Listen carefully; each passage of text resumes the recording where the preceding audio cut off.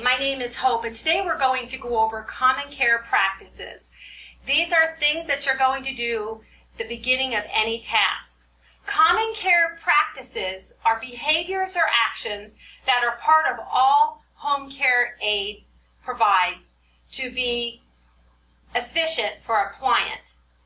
During the test, common care practices are evaluated as every part of every skill that the candidate performs. So remember, common care practices are at the beginning, the middle, and end of every task.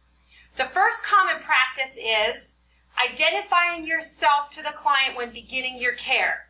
So watch me carefully as I perform this skill. I'm knocking on the client's door. I'm coming in and I'm shutting the client's door for privacy. Hi, Mr. Client. My name is Hope Linder, and I'm going to be your healthcare aide today. How are you? That is identifying yourself to the client. At this point, you are going to then use infection control measures and standard precautions before you start whatever the assigned task is. This is when you would say, Mr. Client, today we're going to brush your teeth. Will that be okay with you? Great. I'm going to leave your room. I'm going to go wash my hands, and I'll be back in a minute. At this point, you then leave the client's room, shut the client's door for privacy, and go in and wash your hands, which is one of the tasks that we will go over during this session. So now you've come back, knocked on the client's door again, shut the door for privacy. Hello, Mr. Client, it's Hope. I'm back. My hands are washed. I'm now going to get some gloves on before I start brushing your teeth. This is all part of your precautions. Now I'm going to show you the proper way to put on your gloves. Never, ever do this. That's something you don't want to do because now you've contaminated the glove. The proper way to put on a glove would be get your glove whatever size, small, medium, large, or extra large. Put your hand in the glove and make sure it's up to your wrist. If they don't cover your wrist, they're not fitting you properly.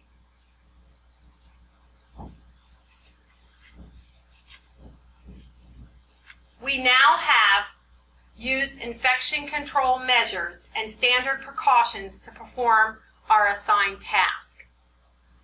Then we're going to promote the client's social and human needs throughout the procedure.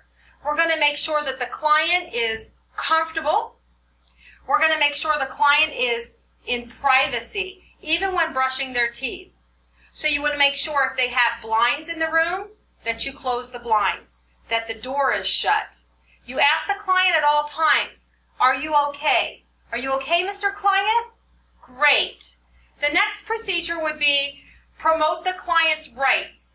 Because you've been assigned to brush the client's teeth doesn't necessarily mean you will brush the client's teeth. We have to say, Mr. Client, would it be okay if I brush your teeth today? Mr. Client can say no thank you. It is his right as the client to decline services. At that point, we are not to push the issue. Do not brush the client's teeth if they refuse service. However, for this task, we're going to say that Mr. Client is okay with us brushing his teeth. Then you want to make sure that the client has safety throughout this procedure. Is Mr. Client sitting in an upright position so he doesn't choke? So if he's sitting in his wheelchair or a chair, make sure that you have a pillow properly placed behind him so he's sitting in the upright position. Make sure that the client's feet are on the ground. And also, if they're in a bed or bedridden, make sure the bed is up to a sitting position and pillows are properly placed behind the client. The next would be promote the client's comfort throughout whatever practice or task you're performing. Are you comfortable, Mr. Client? He may or she may say, no, my back or my neck. At that point, before you even begin your procedure or your practice, you'll make sure that the client is taken care of first. Then, when you are all done with whatever task you've been assigned, You're going to then leave the common use items with the client within reach. If they're in a hospital setting, make sure that they have their call button. If they're in their home, you'll make sure next to them that they have their cell phone or their house phone within reach, a glass of water, because they may not have another home care aide coming in for a few hours and they need everything within their reach. Make sure that if you sat them up for the task and they're bedridden, that you ask them, Mr. or Mrs. Client, would you like to lay back down? So these are all considered common care practices.